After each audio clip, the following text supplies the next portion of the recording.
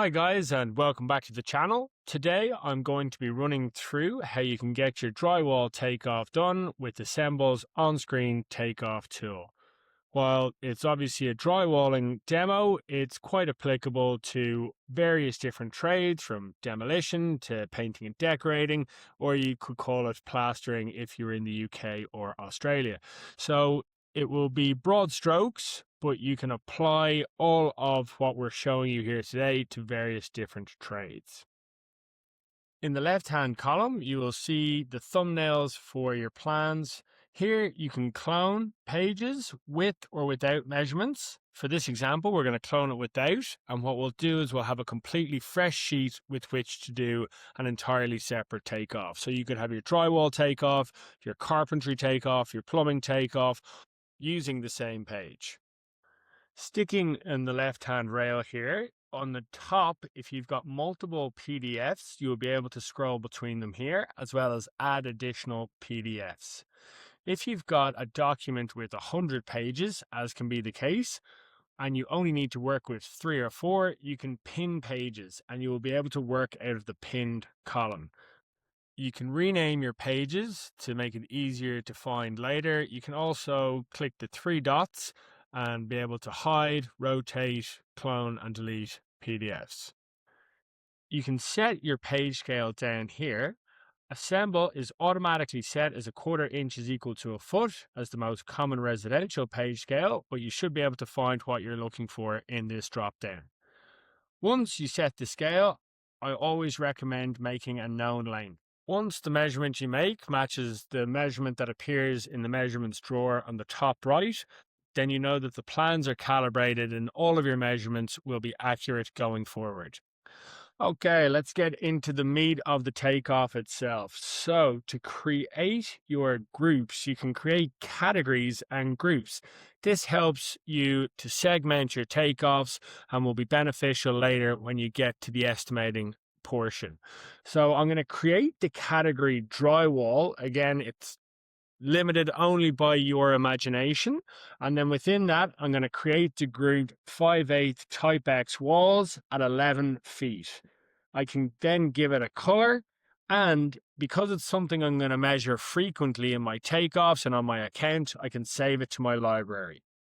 So I have my length 5/8 type X walls selected.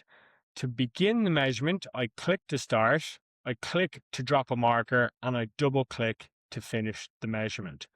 I can also choose a bigger line width. This will help me identify it more clearly on the plans and make sure I haven't missed anything.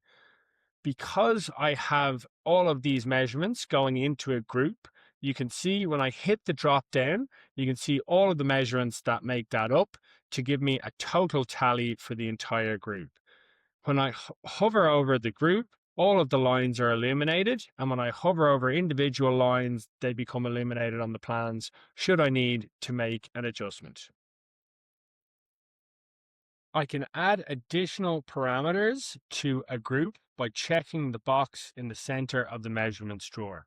Because I know the wall height is 11 feet, I simply go to the height and add in 11, and this will give me the total linear footage multiplied by the height to get the total square footage.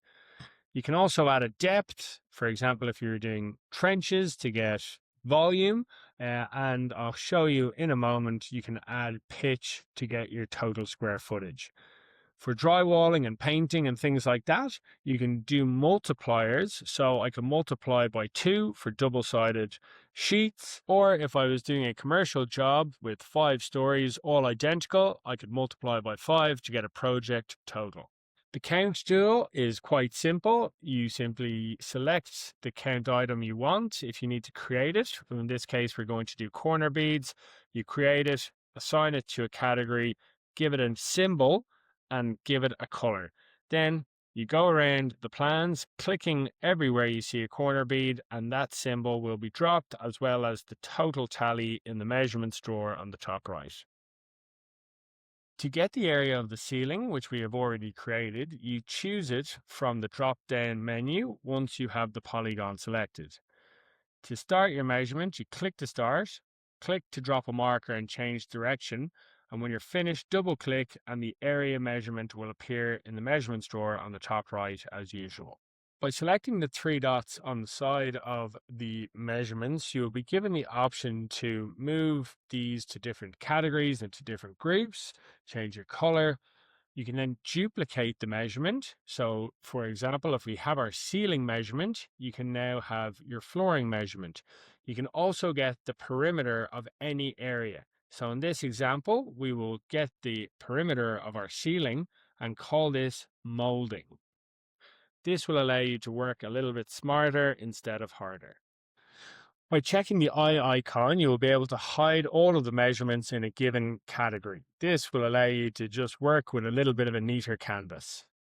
The annotation tool will allow you to write notes directly on the canvas, which you will then be able to send for clarification to colleagues, clients, general contractors, subcontractors, avoiding mistakes through good communication.